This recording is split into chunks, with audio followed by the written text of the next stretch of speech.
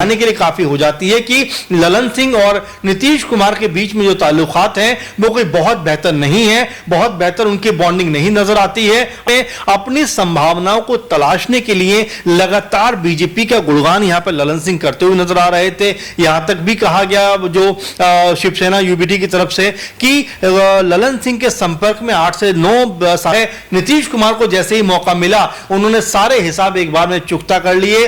मोदी जी से भी कह दिया कि भाई यही आदमी है जिन्होंने मुझे आपसे अलग करवाया था, आप जरा ध्यान रखिए इसका, बहुत ज्यादा बिलीव मत करिए। अगर आपके साथ कोई आ सकता है, आपके काम कोई आएगा तो वो। तो क्या ललन सिंह के खिलाफ नीतीश कुमार लेने जा रहे हैं बड़ा एक्शन? क्या ललन सिंह होंगे अब जेडीयू से बाहर? क्या ललन सिंह को छोड़ना पड़ेगा केंद्रीय मंत्री पद? दर्शकों, ललन सिंह को लेकर नीतीश कुमार के एक फैसले ने इस वक्त जेडीयू में हड़कंप मचा दिया है। जिस तरीके से प्रधानमंत्री मोदी के सामने ललन सिंह का नाम लिए बगैर नीतीश कुमार ने जो हमला किया, उसके बाद सवाल उठने लगे हैं एनडीए और जेडीयू को लेकर। बता दें दर्शकों कि ललन सिंह ने प्रधानमंत्री मोदी को साफ और सीधे शब्दों में कह दिया कि अगर कोई आपका करीबी है तो वो ललन सिंह नहीं बल्कि नीतीश कुमार यानी मैं ही हूं। अगर कोई आपका साथ दे सकता है तो वो ललन सिंह नहीं, वो नीतीश कुमार हैं। जिस तरीके से नीतीश कुमार ने कह दिया साफ और सीधे शब्दों में कि ललन सिंह ही वो व्यक्ति है, वो शख्स है जिसकी वजह से हमारी और आपकी दोस्ती में दरार आई। मैंने एनडीए का साथ छोड़ दिया, महागठबंधन का रुख किया। आखिर क्यों नीतीश कुमार ने अपने ही सबसे वरिष्ठ दिग्गज नेता के खिलाफ बयानबाजी की एक बड़े मंच से प्रधानमंत्री मोदी के सामने? आखिर क्यों नीतीश कुमार ने भरी सभा में ललन सिंह को शर्मसार किया? क्या विधानसभा चुनाव से पहले ललन सिंह के खिलाफ नीतीश कुमार बड़ा एक्शन लेने जा रही हैं? मेरे साथ इस मुद्दे पर बातचीत करने के लिए अमन सर मौजूद हैं, जो बिहार की राजनीति को बारीकी से समझते हैं, जानते हैं। सर, जिस तरीके से आप लंबे समय से नीतीश कुमार की राजनीति को देखते हुए आ रहे हैं, ललन सिंह की खिलाफत करना प्रधानमंत्री मोदी के सामने क्या दर्शाता है? सीधा सवाल। देखिए सिराज, बिल्कुल मेरे ख्याल में कि नीतीश कुमार बहुत दिनों से इस बात को दबाए हुए थे, कहीं ना कहीं चुप थे, खामोश थे। आप देख रहे थे कि नीतीश कुमार के खिलाफ एक तरीके से ललन सिंह पूरा का पूरा माहौल बना रहे थे। आपने देखा कि संसद के अंदर वक्फ को लेकर जिस तरह की स्पीच उनकी थी, उसमें भी कहीं ना कहीं ऐसा लगा कि वो नीतीश कुमार से अलग एक रास्ता लेते हुए नजर आ रहे हैं। वहीं जिस तरह से मुस्लिमों को लेकर उन्होंने बयान दिया कि भाई मुस्लिम तो जेडीयू को वोट नहीं करता है, उस बात को लेकर भी नीतीश कुमार खामोश रह गए। ये तमाम ऐसे पहलू थे और ये भी कहा जा रहा था कि बिहार के अंदर अपने आप को सीएम से भी ऊपर कहीं ना कहीं ललन सिंह समझ रहे थे। आपको याद होगा कि पीएम मोदी की रैली से ठीक पहले एक कह सकते हैं कि लोगों से वो ये बात कह रहे थे अपनी पार्टी के कि भाई अगर आप 5-5 हजार लोग लेके नहीं आए तो आपकी विधायकी का टिकट मैं कटवा सकता हूं। तो ये बताता है कि ललन सिंह ने खुद को सीएम जो नीतीश कुमार है उनसे भी ज्यादा ताकतवर समझ लिया। ललन सिंह जेडीयू के उम्मीदवारों की टिकट काटते हैं? क्या ललन सिंह इतने बड़े नेता हो गए कि वो नीतीश कुमार से आगे बढ़कर कहीं ना कहीं चुनाव करते हैं? देखिए सिराज, बिल्कुल सबसे बड़ी बात ये हो जाती है कि क्या यहां पर ललन सिंह इतना बड़ा कद अपना रख रहे हैं कि वो नीतीश कुमार को भी साइडलाइन कर रहे हैं, कहते हैं कि भाई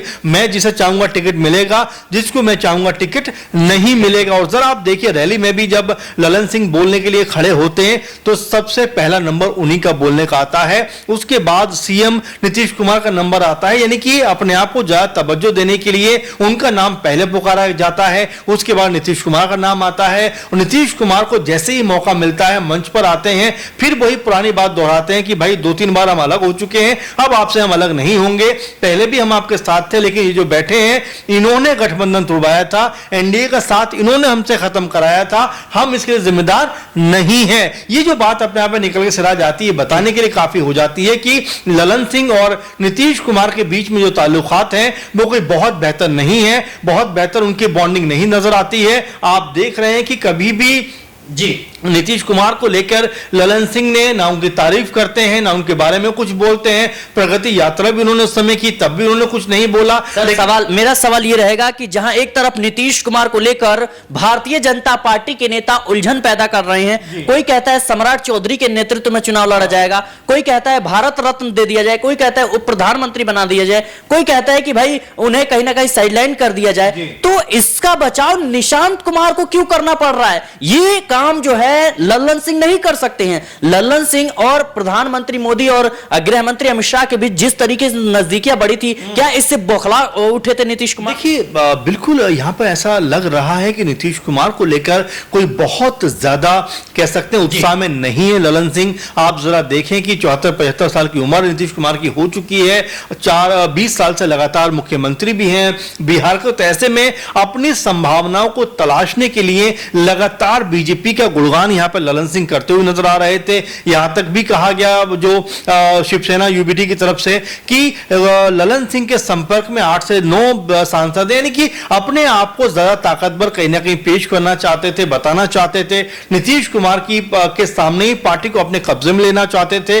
लेकिन नीतीश कुमार देखिए राजनीति के धुरंधर आदमी है, मैजिक मैन कहा जाता है कि भाई जी 20 साल से चाहे आरजेडी का समर्थन हो या बीजेपी का समर्थन हो, लेकिन मुख्यमंत्री कौन बनेगा? नीतीश कुमार ही बनेंगे। ये तमाम जो चीजें हैं ये बताती हैं कि भले ही आप जो है नीतीश कुमार को पीछे छोड़ना चाहते हो, लेकिन नीतीश कुमार ने जिस तरह से घाट घाट का पानी पिया है, जो राजनीति है वो सीखी है, और जिस तरह से बीजेपी के साथ में या आरजेडी के साथ में अपने आप को मुख्यमंत्री बनाया है, वो ये बताने के लिए काफी हो जाता है कि भाई भले ही ललन सिंह दिखावा कर रहे हो। और देखिए यह भी कहा जाता है कि अक्सर जो आदमी जज्बात में बहुत बड़ी बड़ी बातें करता है, बहुत बड़े फैसले करता है, लेकिन उनका कोई ठोस आधार नहीं होता है। नीतीश कुमार को जैसे ही मौका मिला उन्होंने सारे हिसाब एक बार में चुकता कर लिए। मोदी जी से भी कह दिया कि भाई यही आदमी है जिन्होंने मुझे आपसे अलग करवाया था, आप जरा ध्यान रखिए इसका, बहुत ज्यादा बिलीव मत करिए। अगर आपके साथ कोई आ सकता है, आपके काम कोई आएगा तो वो मैं ही हूं। दूसरा सवाल उन्होंने बिहार की जनता को भी बता दिया कि आप मेरा साथ दीजिए, क्योंकि ललन सिंह जो हैं वो पूरे का पूरा मामले को भटकाने वाले हैं और इनकी अहमियत पार्टी में कोई बहुत ज्यादा नहीं है। यही अहमियत है कि इससे गठबंधन कर लो या इससे गठबंधन तोड़ दो। तो नीतीश कुमार ने अपने आप को यहां पर मजबूत साबित कर दिया है। ललन सिंह को एक बार फिर से ललन सिंह को पार्टी से बाहर का रास्ता भी दिखाया जा सकता है, क्योंकि मैं कुछ दर्शकों को बताना चाहूंगा कि जैसे ही वक्फ संशोधन बिल आता है तो ललन सिंह समर्थन कर देते हैं, लेकिन नीतीश कुमार अगले दिन ऐलान करते हैं कि भाई वक्फ बोर्ड की जमीनों पर मदरसों और मस्जिदों का निर्माण करवाया जाएगा। नीतीश कुमार जो है उर्दू को हाल ही में कह सकते हैं अनिवार्य कर देते हैं। इसके साथ ही नीतीश कुमार देखा जाए तो हज यात्रा को लेकर बड़ा ऐलान करते हैं। लेकिन ललन सिंह की जो भाषा शैली थी उसने जेडीयू में फूट डालने का काम किया और कई मुस्लिम नेताओं ने इस्तीफा दे दिया, यह कहकर कि जेडीयू को हाईजैक कर लिया गया है, जेडीयू को नीतीश कुमार नहीं बल्कि कोई और चला रहा है। क्या लगता है आपको कि मुस्लिम वोटरों को लेकर के, अंबेडकर विवाद को लेकर जिस तरीके से ललन सिंह का रुख रहा था, इससे पार्टी को बड़े पैमाने पर नुकसान होने की संभावना? देखिए बिल्कुल इसमें मैं समझता हूं कि नीतीश कुमार को पहले से ही एक्टिव होना चाहिए था, क्योंकि बहुत सारे लोग उनकी पार्टी छोड़कर चले गए। आपने देखा कि वक्फ का मामला जब से सामने आया, हालांकि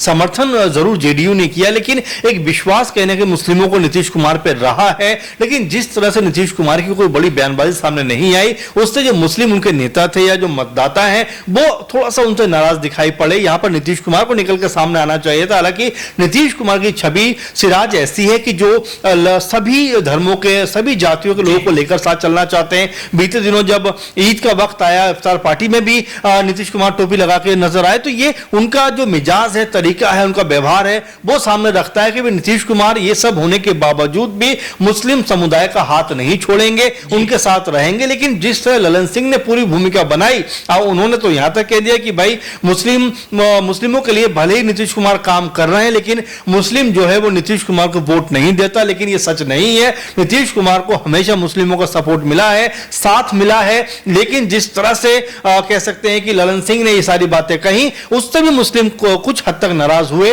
दूसरा वक्फ का मामला, जहां पर नीतीश कुमार कहते हैं कि भाई जो जमीनें हैं उनके ऊपर मदरसे बनवाएंगे, मस्जिद बनवाएंगे, लेकिन यहां पर वक्फ को लेकर जिस तरह की बातें ललन सिंह ने संसद के अंदर रखी, उससे भी मुस्लिम बहुत ज्यादा नाराज हुए। जो नेता थे खासकर पार्टी के, जेडीयू के, उन्होंने जी कहा कि भाई जिस तरह की बातें हो रही हैं उससे पार्टी के अंदर रहने का उनको कोई मतलब नहीं है। तमाम जो चाहे वो पूर्व विधायक हो, चाहे पूर्व एमएलसी हो या और ओहदों पे काम करने वाले जो पार्टी के कार्यकर्ता हो मुस्लिम, उन्होंने पार्टी को छोड़ दिया और जो पार्टी में है भी मुस्लिम चेहरे वो भी नाराज नजर आते। तो ये नाकामी कहीं ना कहीं है। नीतीश कुमार इसको बयां नहीं कर पा रहे थे, लेकिन जैसे ही मौका मिला है उन्होंने एक बात से कहीं ना कहीं जो ललन सिंह है उनके दांत खट्टे कर दिए हैं। देखिए कहा भी जाता है कि 100 सुनार की की और एक लोहार की। और यहां पर नीतीश कुमार ने अपने एक बयान से न सिर्फ बिहार के अंदर बल्कि दिल्ली तक कहीं ना कहीं हलचल मचा दी है कि आखिर नीतीश कुमार को यह सब बातें कहने की जरूरत क्या थी। जब पीएम मोदी मंच पर बैठे थे,